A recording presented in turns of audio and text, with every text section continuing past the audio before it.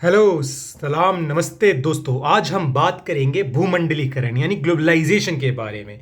अक्सर कहा जाता है 21वीं शताब्दी मतलब भूमंडलीकरण की शताब्दी, ग्लोबलाइजेशन की शताब्दी, वो शताब्दी जिसके अंदर विश्व की सीमाएं शायद इतनी इंपॉर्टेंट नहीं रही या देशों के बीच की दूरियां खत्म कर दी हैं टेक्नोलॉजी ने, चाहे वो टेलीकम्युनिकेशन की फील्ड में हो, चाहे वो आपके ट्रांसपोर्टेशन की फील्ड में हो। अक्सर ही कहा जाता है कि इंटरनेट के आगमन के बाद, टेलीकम्युनिकेशन और ट्रांसपोर्टेशन की जो टेक्नोलॉजी उसके एडवांसमेंट के बाद दुनिया एक बहुत वर्ल्ड वाइड एक ग्लोबल ग्लोबल सेटअप का हिस्सा बन चुकी है जहां सब कुछ बहुत इंटरकनेक्टेड और इंटरडिपेंडेंट है। पॉलिटिकल साइंस की फील्ड में अगर इसकी बात कही जाए तो उसको ग्लोबलाइजेशन कहा जाता है, भूमंडलीकरण कहा जाता है। और ये इकोनॉमिकल हो सकता है, पॉलिटिकल हो सकता है, ये कल्चरल हो सकता है, इसके कई सारे एस्पेक्ट हैं। अक्सर भूमंडलीकरण को लेकर बहुत ज़्यादा डिबेट्स भी होती रहती हैं दुनिया में। क्या ये गरीबों के लिए फायदेमंद है या केवल अमीरों की ताकत बढ़ाने का एक टूल है? तो इस चीज़ को समझने के लिए हमें पहले भूमंडलीकरण की पूरी प्रोसेस को समझना होगा। भूमंडलीकरण आखिरकार है क्या, ग्लोबलाइजेशन है क्या? ग्लोबलाइजेशन वो प्रोसेस है जिसमें दुनिया के अंदर देशों का इंटीग्रेशन हुआ बहुत बेहतर तरीके से, और लोगों का भी, गवर्नमेंट्स का भी, बड़ी बड़ी कंपनीज का भी। इंटीग्रेशन से मेरा मुराद है कि जहाँ पे दो देशों, दो कम्युनिटीज, दो समाजों, दो देशों, अलग अलग कंपनीज का जो इंटरेक्शन बढ़ा ग्लोबल लेवल पर, वो ग्लोबलाइजेशन कहलाया। केवल बढ़ना नहीं, उनका इनका इंटीग्रेशन होना भी ग्लोबलाइजेशन कहलाया। ये इंटीग्रेशन कैसे हुआ? ग्लोबलाइजेशन को जो ताकत मिली, जो मजबूती मिली है, जो तेजी मिली, वो मिली खास करके इंटरनेशनल ट्रेड में जो राइज हुआ उससे, जो ग्लोबल इन्वेस्टमेंट, इसको फॉरेन डायरेक्ट इन्वेस्टमेंट कहते हैं, उसके बढ़ने से ग्लोबलाइजेशन को एक तेजी मिली है। और ग्लोबलाइजेशन आज काफ़ी तेजी से दुनिया भर में फैल रहा है, बल्कि फैल चुका है। इसमें सबसे अहम रोल निभाया है इंफॉर्मेशन टेक्नोलॉजी के, यानी इंटरनेट के। जो हम बातें करते हैं, ग्लोबल ट्रेड हो गया इंटरनेट के थ्रू, कम्युनिकेशन की फील्ड में जो एडवांसमेंट है, ट्रांसपोर्टेशन की फील्ड में जो एडवांसमेंट्स है, इन टेक्नोलॉजिकल एडवांसमेंट्स ने आदमियों को मौका दिया कि वो ज़्यादा बेहतर तरीके से इंटरेक्ट कर पाएँ, इंटीग्रेट कर पाएँ और एक ग्लोबल सिस्टम क्रिएट कर पाएँ। हम अगर ग्लोबलाइजेशन को समझने की कोशिश करें तो इसकी जो रफ डेफिनेशंस में से कुछ हैं। Globalisation is a process of interaction and integration among the people, companies and government of different nations.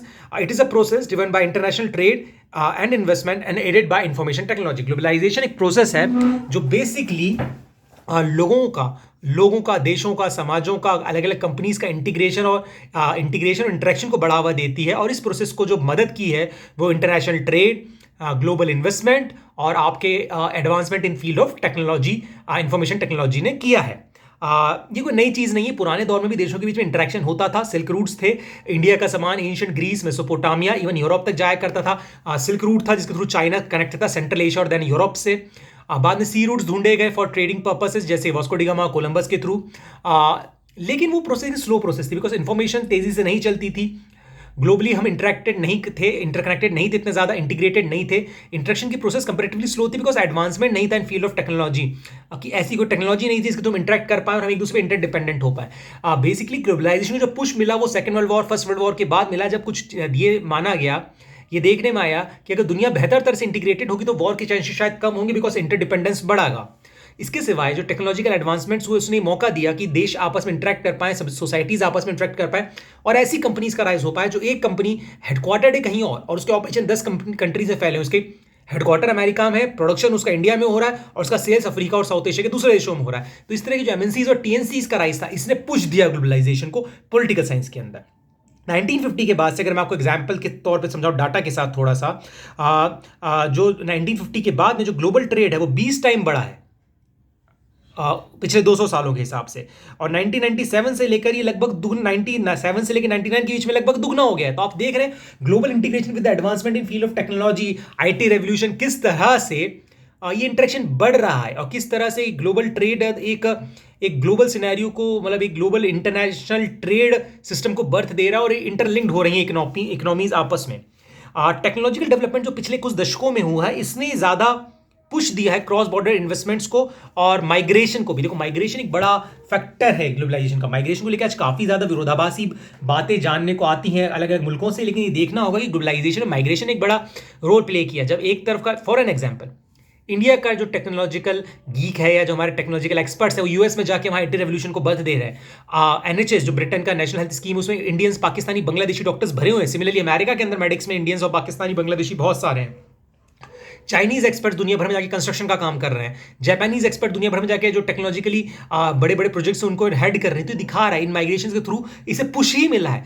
कई सारे नेगेटिव एस्पेक्ट्स, लोग कहते हैं बाहर के लोग नौकरी खा जाते हैं, बिल्कुल कुछ मामलों में नौकरियां खाई हैं, लेकिन ये भी देखने की बात है इससे इकोनॉमिकल डेवलपमेंट को एक पुश भी मिला है माइग्रेशन से। और साथ ही साथ ये जो टेक्नोलॉजिकल एडवांसमेंट्स थे, आईटी रेवोल्यूशन, इन सब ने ग्लोबल इन्वेस्टमेंट को बढ़ावा दिया। अमेरिकन कंपनीज इंडिया में इन्वेस्ट कर रही हैं, इंडियन कंपनीज अफ्रीका में इन्वेस्ट कर रही हैं, तो एक ग्लोबल सर्कल इन्वेस्टमेंट का बन रहा है, एक ग्लोबल इकोनॉमिक सिस्टम का बर्थ हो रहा है जो राष्ट्रों की सीमाओं से ऊपर है।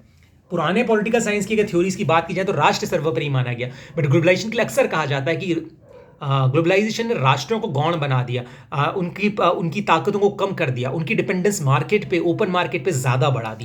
तो यहाँ से हमें समझना होगा कि किस तरह से ग्लोबलाइजेशन के थ्रू दुनिया ना केवल इंटीग्रेट हो रही है, इंट्रैक्शन बढ़ा है, लेकिन साथ में स्टेट के रोल पे भी सीरियस सवाल उठे हैं। थॉमस फ्रीडमैन ने अक्सर कहा था, globalisation is farther, it is faster, it is cheaper and it is deeper. यानी ग्लोबलाइजेशन की रेंज बहुत बड़ी है, ग्लोबलाइजेशन बहुत फास्ट है। With click of a second आपके अगर अमेरिका का शेयर बाजार गिरता है, उसका इंपैक्ट आपको इंडियन शेयर बाजार में मिलेगा।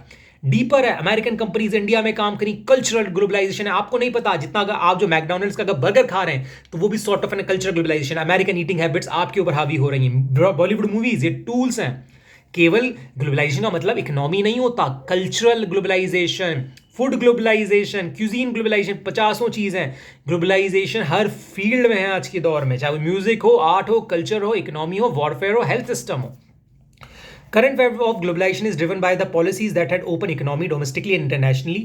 It's also supported by the adoption of the free market economy after the Second World War and the reduction of trade barriers and establishment of international trade agreements to prevent trade in goods, to promote trade in goods, services and investment. Globalisation की अगर बात करें, globalisation जो driven होता है वो उन policies के थ्रू उनकी स्पीड में तेज आई, खास करके जो शीत युद्ध के बाद के दौर में अगर आप देखेंगे जो इंटरनेशनल फ्री ट्रेड की बात की गई। सोवियत यूनियन के पतन के बाद वेस्टर्न इकोनॉमिकल थॉट्स दुनिया में हावी होते हैं, पॉलिटिकल थॉट्स दुनिया में हावी होते हैं जो बेसिकली सपोर्ट करते हैं फ्री ट्रेड इकोनॉमी को, ट्रेड बैरियर्स के लेसन होने को। देखिए एक फ्री ट्रेड इकोनॉमिकल वर्ल्ड तभी बन पाएगा जब कंट्रीज अपने ट्रेड बैरियर्स हटा ले। लेकिन ट्रेड बैरियर्स हटाने को लेकर अक्सर सवाल उठता है, क्या ट्रेड बैरियर्स हटाने का फायदा गरीब और विकासशील देशों को मिलता है? शायद नहीं, बिकॉज जब वो ट्रेड बैरियर्स हटाते हैं, ओपन बड़ी कंपनीज आकर उनकी कंट्री में इन्वेस्टमेंट करती हैं, तो अक्सर देखने में आता है कि जो गरीब देश हैं वो कॉम्पीट नहीं कर पाते, बिकॉज उनके पास उतने इकोनॉमिकल रिसोर्सेस नहीं होते, ना उनकी कंपनीज उतनी ज़्यादा टेक्नोलॉजिकली एडवांस्ड होती हैं कि वो बड़ी बड़ी जो कॉर्पोरेट जाइंट्स हैं, जो बड़े बड़ी एमएनसीज हैं, टीएनसीज हैं, चाहे वो पेप्सी हो, कोको कोला हो, मैकडी हो, जनरल फूड्स हो, कार्नेगी फूड्स हो, उनका सामना कर पाए। और इस केस में लोकल इकोनॉमी कहीं ना कहीं कोलैप्स कर जाती है, वो एक वो एजेंट या एक वो मैं कह सकता हूँ सेकेंडरी प्लेयर बन के रह जाती खुद के देश में, और जो प्राइमरी रोल है वो हाथ में आ जाता है बड़ी बड़ी एमएनसीज और टीएनसीज के। एमएनसीज और टीएनसीज क्या होता है? एमएनसीज और टीएनसीज वो कंपनी जिनका जो आप कह सकते हैं उनका व्यापार का जो जाल है दुनिया के अलग अलग देशों में फैला हुआ होता है, वो हेडक्वार्टर किसी कंट्री में होती हैं, उनका इन्वेस्टमेंट दूसरी कंट्रीज में होता है, और उनका प्रोडक्शन किसी और कंट्री में होते हुए उनका जो मार्केट है वो तीसरी कंट्री भी हो सकती है। ऐसे बहुत सारे जाइंट्स हैं। अगर आप बात करें, पेप्सी है, कोको कोला है, जनरल फूड्स है, आपकी स्टैंडर्ड ऑयल है, डच शेल है, ये companies, Hindustan Lever is not own by Indians, वो यूनिलीवर ब्रदर्स की है जो कि आपका नीदरलैंड्स और ब्रिटेन की जॉइंट कंपनी है। तो आप सोच सकते हैं कितना डीप नेटवर्क है ये। ग्लोबलाइजेशन में राइज ऑफ एमएनसीज और टीएनसीज हुआ। राइज ऑफ एमएनसी और टीएनसीज के लिए अक्सर कहा जाता है बहुत अच्छी चीज़ है multinational corporation, transnational corporation, because इनके पास पैसा है और जब विकासशील और विकसित देशों में जाएंगे वहाँ इन्वेस्टमेंट करेंगे, उससे नौकरियां आएंगी। पर इससे सवाल उठता है, क्या ये नौकरियां देना चाहती हैं? शायद नहीं। इनका एम प्रॉफिट मैक्सिमाइजेशन है। जब कोई एमएनसी या टीएनसी किसी अंडर डेवलप्ड कंट्री या डेवलपिंग कंट्री में जाती है तो वो क्या करती है? वो अपने फाइनेंशियल रिसोर्सेज का इस्तेमाल करते हैं, मार्केट को डंप कर देती है शायद चीप प्रोडक्ट से, वो लोकल कंपनी से ज्यादा मार्केटिंग पे खर्च करती है, और वो ऐसी एक भावना क्रिएट करती है कि हम बाहर से आए, हम डेवलप्ड एरिया से, हमारी कंपनी का साइज बड़ा इसलिए हमारा प्रोडक्ट अच्छा है। उस केस में जो छोटे मझौले व्यापारी खासकर विकासशील और अविकसित देशों में वो कॉम्पीट नहीं कर पाते हैं, और इसके नतीजे में लोकल इकोनॉमी में लोकल कंपनीज का शेयर गिरता जाता है। इसका एग्जाम्पल इंडिया। अगर आप लोग अपने माता पिता से पूछेंगे तो 90s के दशक में इंडिया में काफी सारी सॉफ्ट ड्रिंक ब्रांड्स थी लोकल भी, जिसमें गोल्ड कॉइन थी, कैंपा कोला थी, रसिका की थी। आज एक भी नहीं दिखती, बिकॉज लिबरलाइजेशन के बाद में जब हमारे पेप्सी और कोको कोला वापस आती जो 1970s में चली गई थी, वो आके ऐसी मार्केटिंग करते हैं कि ये लोकल कंपनीज बैठने लगती हैं। साथ के साथ वो लोकल प्लेयर्स को खरीद लेते हैं, मर्ज कर लेते हैं। आपको पता है लहर जो आज आप खाते हैं, जो पेप्सी कोको है, ये पहले लोकल प्रोडक्ट था। किसान किसान केचप किंगफिशर से जुड़ा हुआ है, उनके फादर ने इस ब्रांड को शुरू किया था, बाद में यूनिलीवर ने खरीद लिया। जिनसे वो कॉम्पीट नहीं कर पाते उसे वो खरीद लेते हैं क्योंकि उनके पास बहुत फाइनेंशियल रिसोर्स है, लोकल कंपनीज उनसे कॉम्पीट नहीं कर सकती। इसके साथ साथ वो अपनी ट्रेड पॉलिसीज लेकर आते हैं, और अक्सर ये होता है कि जो विकासशील और अविकसित देश होते हैं उनके लगभग नामुमकिन होता है कि वो इन बड़ी बड़ी कंपनीज के प्रेशर्स को हैंडल कर पाए, और उसके नतीजे में उनको ऐसी पॉलिसीज फ्रेम करनी पड़ती है जिन कंपनीज के फायदे में तो रहती है बट लोकल के लिए फायदेमंद में नहीं रहती। For an example, trade labour laws को डाइल्यूट करना। इंडिया में लिबरलाइजेशन आने के बाद में जो लेबर लॉज है वो काफी हद तक डाइल्यूट है। उसका नतीजा क्या देखने को आता है कि आज इंडिया में हायर एंड फायर वाली पोजीशन है। आपको कंपनी कभी भी टाटा बाय बाय कर सकती है, लेबर लॉ लेबर प्रोटेक्शन चले गए। प्राइवेटाइजेशन हुआ, प्राइवेटाइजेशन में गरीब आदमी पीछे हट गया। देखिए, लिबरलाइजेशन और ग्लोबलाइजेशन का एक बड़ा मेन कोर फंडा ये है कि वो कहते हैं less government and more governance, but इसके क्रिटिक कहते हैं अगर लेस गवर्नमेंट है तो गवर्नेंस कहां से होगी, कि गवर्नेंस करने के लिए फंड्स चाहिए, गवर्नेंस करने के लिए active participate of the state चाहिए। बट लिबरलिज्म और ग्लोबलाइजेशन कहता है स्टेट पीछे हटे, फ्री मार्केट और फ्री ट्रेड और ट्रेड बैरियर्स हटाए, कंपनीज और प्राइवेट सेक्टर उस जगह को फिलअप करे, और स्टेट केवल एक मियर स्पेक्टेटर बन के रहे, जो मेरी नजर में गरीबों के लिए और शायद उन लोगों के लिए जो खुद के दम पे नहीं चल सकते बिना स्टेट सपोर्ट के, उनके लिए बहुत भारी पड़ता है। इसके आगे नेगेटिव एग्जाम्पल्स हम पढ़ेंगे। इसीलिए अगर देखा जाए तो डिफाइनिंग फीचर है ग्लोबलाइजेशन का वो इंटरनेशनल, वो राइज है इंटरनेशनल फाइनेंशियल और बैंकिंग सिस्टम का। आज के दौर में आप देखें ग्लोबलाइजेशन की बात करते हैं, बड़ी बड़ी बैंक्स हैं, इंटरनेशनल बैंक्स है, चाहे आईएमएफ हो, वर्ल्ड बैंक हो। आईएमएफ खैर वर्ल्ड बैंक मतलब बैंक नहीं है बट फाइनेंशियल इंस्टीट्यूशंस है। ये इंस्टीट्यूशंस विदेशों को कर्जा देते हैं। ये ग्लोबल इंटीग्रेशन की बात करते हैं इकोनॉमी की, बट ये कर्जे कभी फ्री नहीं आते। इन कर्जों के साथ टर्म्स एंड रेगुलेशन आती है जिनको हम कहते हैं स्ट्रक्चरल एडजस्टमेंट प्रोग्राम, एसएपीज। इन एसएपीज में क्या होता है, वो कर्जा लेने वाले राष्ट्रों से कहते हैं जो विकासशील या विकसित राष्ट्र होते हैं कि भैया आपको पीछे हटना है, आपको प्राइवेट सेक्टर को आगे बढ़ाना है, आपको गुड गवर्नेंस लानी है, आपको रिस्पॉन्सिबल बनना है, अकाउंटेबल बनना है, ट्रांसपेरेंट बनना है। ये अच्छी बात है, लेकिन सबसे नेगेटिव बात इसमें होती है कि आपको सब्सिडीज कम करनी है, स्टेट की एक्टिविटीज कम करनी है, प्राइवेट सेक्टर के लिए पुश देना है। और जब ये होता है तो जो गरीब पिछड़े लोग हैं, मेरा मतलब ये कि जो स्टेट पे डिपेंडेंट हैं अपने सर्वाइवल के लिए, उनके साथ क्या होता है। एग्जाम्पल है प्राइवेटाइजेशन ऑफ द रेलवेज। कहना बहुत आसान है, बहुत अच्छा लग रहा है हमको, लगता है तेजस आ गई, तेजस आ गई, वाह, हम सफर आ गई, वाह। जनाब, क्या हिंदुस्तान की 80% आबादी उन ट्रेनों में चलने के लायक है? शायद नहीं। जब प्राइवेटाइजेशन ऑफ रेलवेज होगा उस केस में काफी सारे छोटे स्टेशन भी शायद बंद कर दिए जाए, जिन स्टेशन से 1 या 2 कस्टमर्स चढ़ते हैं। लेकिन अब सवाल ही उठता है, जिन इलाकों तक रोडवे की कनेक्टिविटी नहीं थी या रेलवे उनके सर्वाइवल का इकलौता तरीका था, वो लोग कैसे सर्वाइव करेंगे? नेगेटिव इंपैक्ट उन पे क्या पड़ेगा?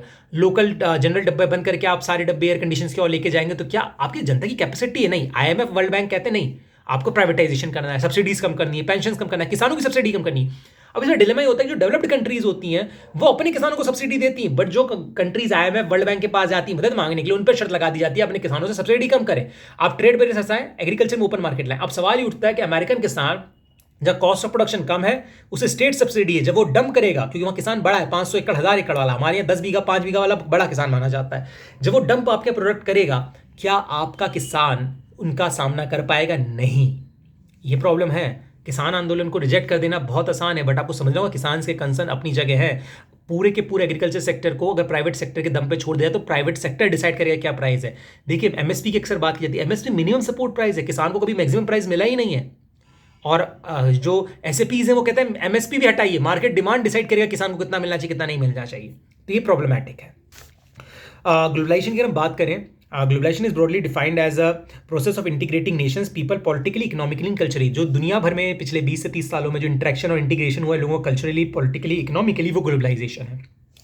आज एक ग्लोबल सिटीजन की बात होती है, ग्लोबल कल्चर की बात होती है, इसको represent pop music, Hollywood, global eating cuisine, चाहे चाइनीज क्यूजीन है वो ग्लोबल हो चुकी है। चाइना सादा मोमोज हम खा रहे हैं, ये भी ग्लोबलाइजेशन का पार्ट है। ईटिंग हैबिट्स दूसरी कंट्रीज में आना, उनका डोमिनेंट हो जाना, ये कहीं ना कहीं इंटरेक्शन जो है ये ग्लोबलाइजेशन का एक बहुत इंपॉर्टेंट सिंबल है। ये लार्जर है इंटरनेशनलाइजेशन से। इंटरनेशनलाइजेशन बात करता है इंटरेक्शन की, बट ग्लोबलाइजेशन बात करता है इंटीग्रेशन की, जहाँ इकोनॉमी इंटीग्रेटेड होंगी, एक दूसरे पर डिपेंडेंसी होगी। कुछ लोग कहते हैं इसे पीस होगा, बट वही मार्क्सिस्ट कहते हैं एक्सप्लॉयटेशन होगा, बिकॉज ताकतवर कंट्रीज फोर्स करेंगी गरीब कंट्रीज को उस तरह के लॉस बनाने के लिए जो उनके फायदे में हो और उनकी कंपनीज के फायदे में, और उसके नतीजे में जो लोकल आदमी वो सफर करेगा।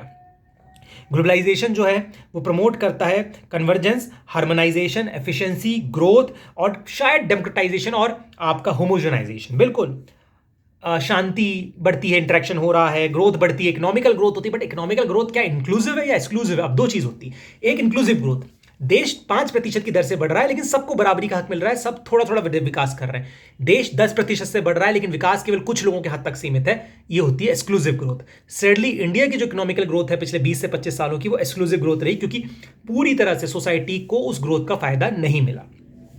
ग्लोबलाइजेशन की अगर बात करें, जो नेगेटिव एस्पेक्ट्स है सबसे ज़्यादा, वो यही है कि इससे एक ऐसा सिस्टम क्रिएट होता है ग्लोबलाइजेशन से, जहां पर जो डेवलपिंग और अंडर डेवलप कंट्रीज हैं वो कॉम्पीट नहीं कर पाती। बिकॉज ऑल दो ग्लोबलाइजेशन बात करता है free competition, free market, free economy की, बट क्योंकि जब भी बात करता है प्राइवेट प्लेयर्स और राइज ऑफ एमएनसीज और टीएनसीज की, तो उसमें ये कंपनीज जो हैं बड़ी बड़ी, वो कंट्रोल कौन कर रहे हैं? वो डेवलप्ड कंट्रीज कंट्रोल कर रही हैं। और उसके नतीजे में ये निकल कर आता है कि जो गरीब कंट्रीज हैं, जो विकासशील देश हैं, जो अविकसित देश हैं, वो कहीं ना कहीं इस देश में पीछे हट जाते हैं, पीछे पड़ जाते हैं, और उनकी जो इस कमजोरी, इसका फायदा ही बड़ी बड़ी कंपनीज उठाती हैं, वो फोर्स करती हैं।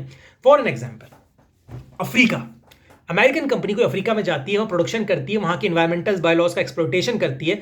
क्या एक अफ्रीकन कंट्रीज की कैपेसिटी होगी कि वो चैलेंज कर सके अमेरिकन जाइंट्स को, जिनका शायद एनुअल रेवेन्यू उनकी कंट्री की जीडीपी से 4 से 5 गुना ज़्यादा है? वो खरीद लेंगे लीडर्स को, वो खरीद लेंगे सिस्टम को, वो लॉज को मैनिपुलेट कर लेंगे, आप कुछ नहीं कर पाएंगे। और ये होता है। श्रीलंका में अभी ब्रिटेन डंप कर रहा था वेस्ट, जिसको पहली बार श्रीलंका ने वापस भेजा है, मेडिकल वेस्ट, जिसमें उनका सिरेंज, ये सब गंदी चीज़ें वहाँ भेजी जा रही थी।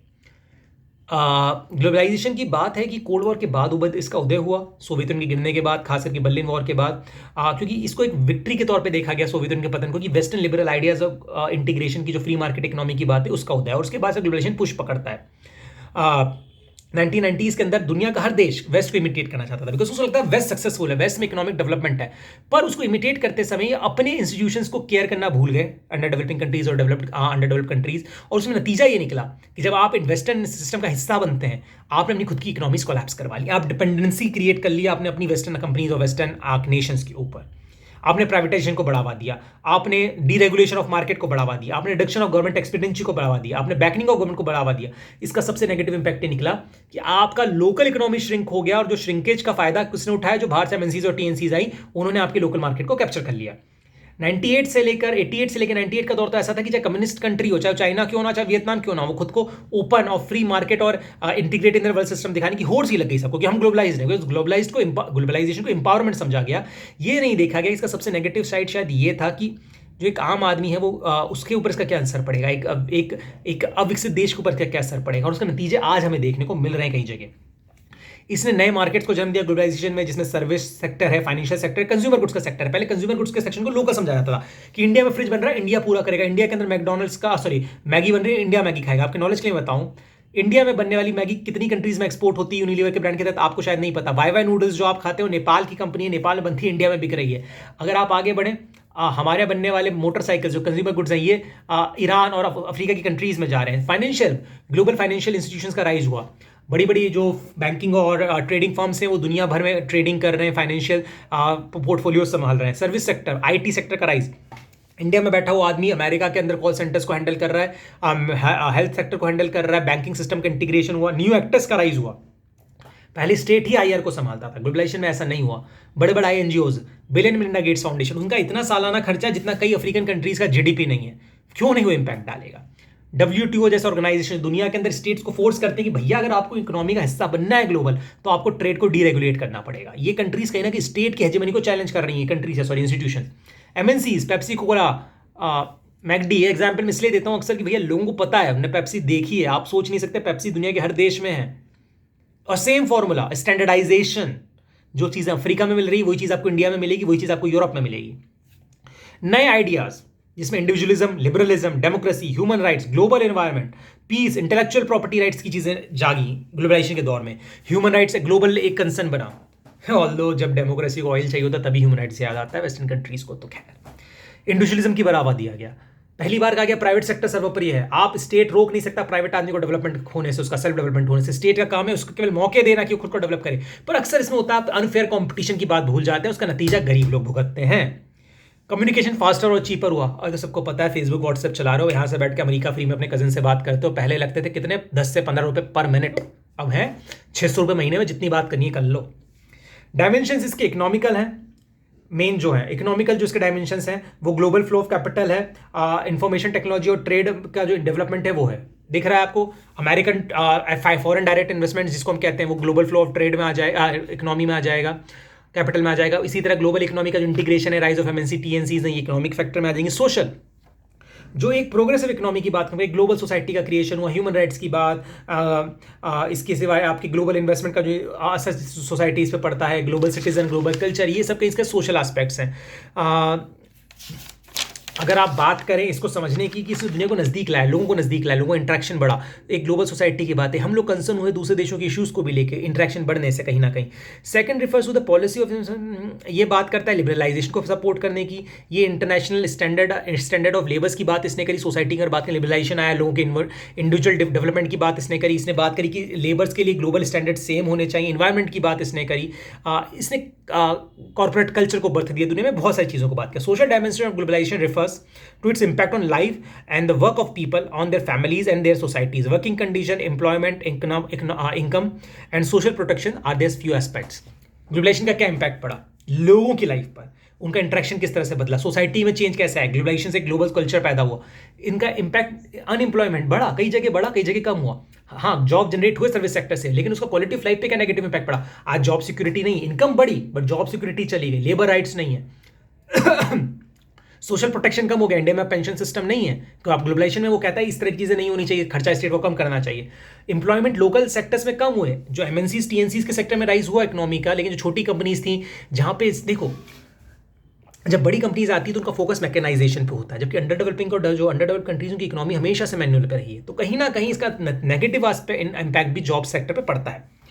अगर आप बात करें जो सोशल प्रॉब्लम्स वो भी इससे लिंक्ड है। मैं एग्जांपल देता हूँ, अफ्रीका की कुछ कंट्रीज में, शायद शेरा लेनोन था, कि जहाँ पर प्राइवेटाइजेशन ऑफ हेल्थ सेक्टर कहा गया आईएमएफ द्वारा।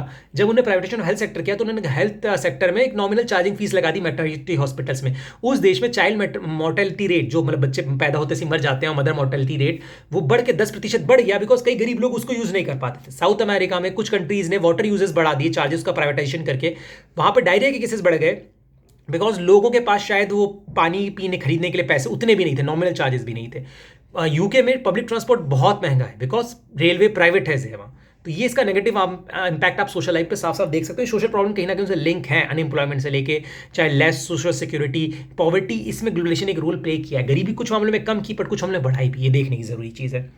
Political integration of global world system, एक ग्लोबल यूनाइटेड वर्ल्ड सिस्टम बनता हुआ हमें दिखता है, जहाँ नेशन स्टेट्स इंटरेक्ट करते हैं।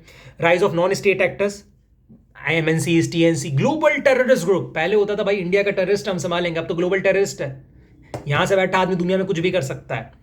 वीकनिंग ऑफ स्टेट, जैसा मैंने कहा, ग्लोबलाइजेशन की जब पॉलिसीज आती है उसमें कहा जाता है प्राइवेट सेक्टर आगे बढ़ेगा, स्टेट पीछे जाएगा। जब स्टेट पीछे जाता है वो कमजोर पड़ता है। ये एमएनसीज, टीएनसीज, ये बड़े बड़े organisations, banking firm, financial firm से स्टेट पे प्रेशर डालते हैं, और स्टेट कहीं ना कहीं जिसका प्राइमरी रोल था सोवरेनिटी, वो चैलेंज होती है, क्योंकि स्टेट को उस सिस्टम का हिस्सा बनने के लिए अपनी कुछ राइट्स को, अपने कुछ उनको पीछे छोड़ना पड़ता है।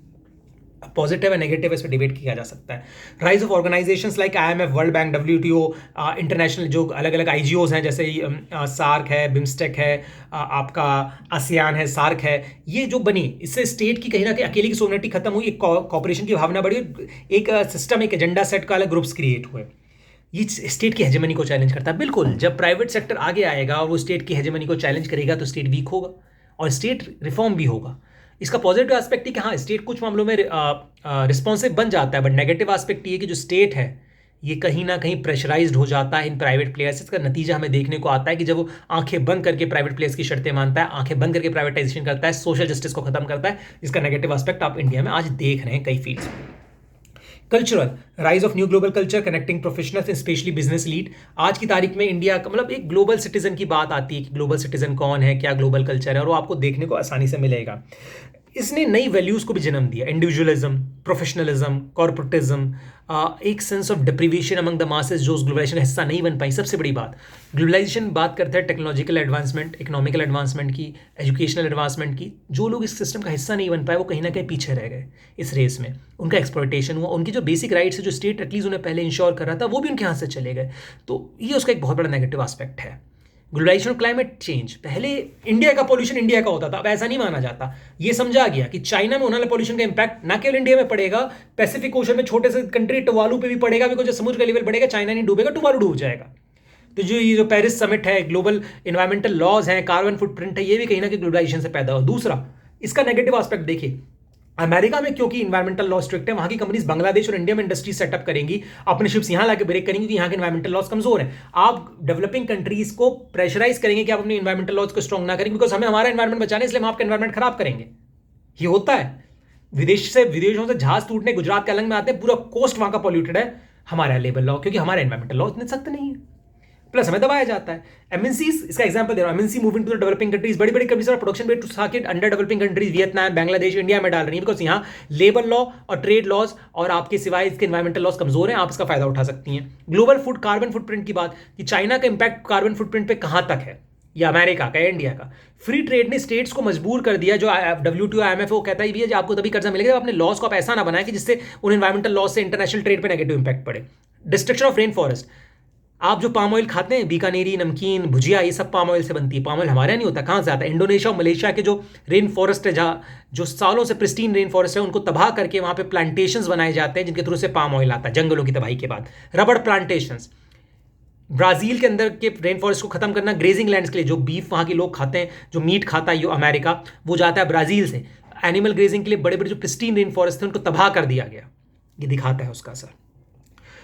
जो ग्लोबल फुटप्रिंट है, for an example, palm oil खा कोई रहा है, उसके लिए जंगल कहीं का तबाह हो रहा है, बीफ खा कोई रहा है, इसके लिए जंगल कहीं का और तबाह हो रहा है। ये नेगेटिव इंपैक्ट एनवायरमेंट पे जो डले ग्लोबलाइजेशन के ड्रॉबैक, सबसे बड़ी बात। सपोर्टर इसके कहते हैं कि भाई इससे ग्लोबल राइज हुआ, इकोनॉमी का स्टैंडर्ड ऑफ लिविंग सुधर गई, लोगों का पैसा आ गया, इकोनॉमिकल राइज हुआ, डेवलपिंग कंट्रीज में इन्वेस्टमेंट आया, उनका इकोनॉमिकल बेनिफिट हुआ। बहुत अच्छी बात, बिल्कुल हुआ जी, पर असर इसका नेगेटिव भी उतना ही पड़ा। और दूसरा फायदा किसको हुआ, देखिए, उनको हुआ जो इस इंटीग्रेशन का हिस्सा बने, ग्लोबल कॉर्पोरेट्स का हिस्सा बने, जो पढ़े लिखे थे, जो बेहतर थे, जिनके पास पावर थी, उनका क्या, जो सिस्टम का हिस्सा ना बन पाया, उनके साथ जो एक्सप्लॉयटेशन हुआ, उसका क्या, उसका नतीजा आपको देखने को मिलेगा इन ड्रॉबैक्स में। पहला पोजीशन, इसने एक ऐसा मार्केट बनाया जो डोमिनेटेड है बाय वेस्ट और ग्लोबल एमएनसीज, जैसे वेस्ट या कुछ ईस्ट एशियन कंपनीज, कंट्री जैसे चाइना और जापान की कंट्रीज कंट्रोल करती हैं। इसने लोकल इकोनॉमीज के एक्सपेंस पे ग्लोबलाइजेशन को बढ़ावा दिया। जब बड़ी कंपनीज जाती हैं, वो लोकल कंपनीज को खा जाती हैं, उसका नेगेटिव इंपैक्ट यहां देखने को मिलता है।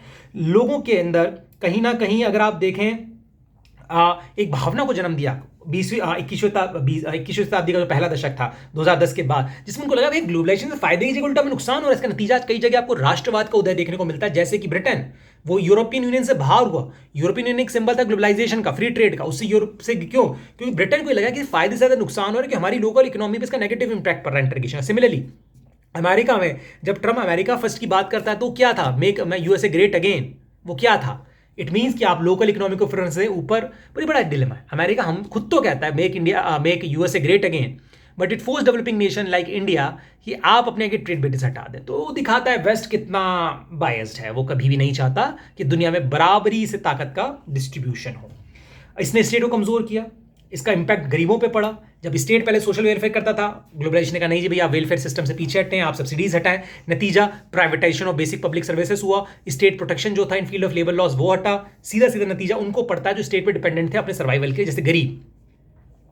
ग्लोबल ट्रेड में अगर आप बात करें, इसमें आपके साथ ग्लोबल ट्रेड ब्लॉक्स हैं, चाहे वो मतलब साफ्टा, नाफ्टा, ये सब हो, या यूरोपियन यूनियन डिस्क्रिमिनेट करते हैं नॉन मेंबर्स के साथ, मतलब अपने मेंबर्स को तो प्रेफरेंस देंगे कि भैया आप पे कम टैक्सेशन है, या आपको हम ये दे देंगे बेनिफिट, आप ना खुद का प्रोटेक्शन कर लो। लेकिन जो गरीब कंट्रीज है, जो उन ब्लॉक्स का हिस्सा नहीं, उनके साथ डिस्क्रिमिनेट करते हैं। इसने राइज दिया एमएनसीज और टीएनसीज को। ये कंपनी से, हम कहते हैं कंपनी से क्या डरना, कंपनी से इसलिए डरना कि वो कंपनी कहीं ना कहीं एजेंट होती है अपनी मदर कंट्री की, और उसका नेगेटिव इंपैक्ट वो डालती है दूसरी कंट्रीज के ऊपर। आपकी इकोनॉमी जब उन पर डिपेंडेंट हो जाती है, तो कहीं ना कहीं वो पॉलिटिकली प्रेशर डाल के आपको फोर्स करती है कि अपनी पॉलिसीज उनके बेनिफिट के हिसाब से बनाए। इसलिए आज के दौर में कई सारे जो डेवलपिंग नेशंस हैं, वो ग्लोबलाइजेशन को एक न्यू कॉलोनियलिज्म के तौर पर देखते हैं, वेस्टर्न कंट्रीज और वेस्टर्न आइडियाज के, जो उन पर जबरदस्ती थोपा गया।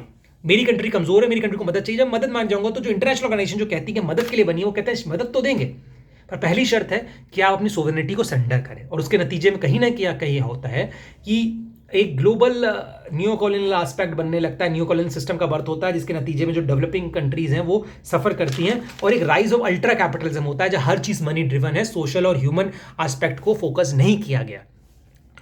अंत में ग्लोबलाइजेशन बहुत अच्छा है, ग्लोबल इंटीग्रेशन हुआ, सब कुछ हुआ, नेगेटिव एस्पेक्ट को लेकिन आप डिनाई नहीं कर सकते, क्योंकि इकोनॉमिकल राइज केवल उनका हो रहा है, इकोनॉमिकल बेनिफिट केवल उनका हुआ जो इसका हिस्सा बने या जो उसके एजेंट बने। जो लोग इस सिस्टम से, इस रेस से बाहर रहेंगे, उनका एक्सप्लॉयटेशन ही हुआ, उनके साथ डिस्क्रिमिनेशन ही हुआ, बिकॉज छोटी कंट्रीज ना कॉम्पीट कर सकती हैं क्योंकि लेवल प्लेइंग फील्ड नहीं है। दूसरी चीज़, जो लोग डिपेंडेंट थे स्टेट के ऊपर, उनके साथ सबसे बुरा हुआ, बिकॉज रियल ताकत एमएनसीज और टीएनसीज के हाथ में जब गई, तो उन्होंने सोशल वेलफेयर पे अटैक किया। इसका नतीजा आप इंडिया में एग्जाम्पल के तौर पे देख सकते हैं। धीरे धीरे प्राइवेटाइजेशन की ओर हम जो बढ़ रहे हैं उसका नेगेटिव एस्पेक्ट आपको क्या है शायद 10 साल बाद दिखेगा, लेकिन अगर आप कई सेंट्रल अमेरिकन कंट्रीज में देखें, आज वहाँ स्टूडेंट प्रोटेस्ट हो रहे हैं बिकॉज एजुकेशन कई साल पहले प्राइवेट हो गई थी, स्टूडेंट्स को अपोज कर रहे हैं। पानी का सिस्टम को लेकर प्रोटेस्ट चिली में हुआ, गवर्नमेंट गिर गई, क्यों? क्योंकि प्राइवेटाइजेशन हो गया था। तो ये चीज़ें शायद हमें 10 से 15 साल बाद समझ में आएंगी। खैर मैं उम्मीद करता हूँ आपको ग्लोबलाइजेशन समझ में आएगा। कोई भी सवाल हो तो प्लीज़ नीचे इनबॉक्स में आप सवाल कर सकते हैं। Thank you so much.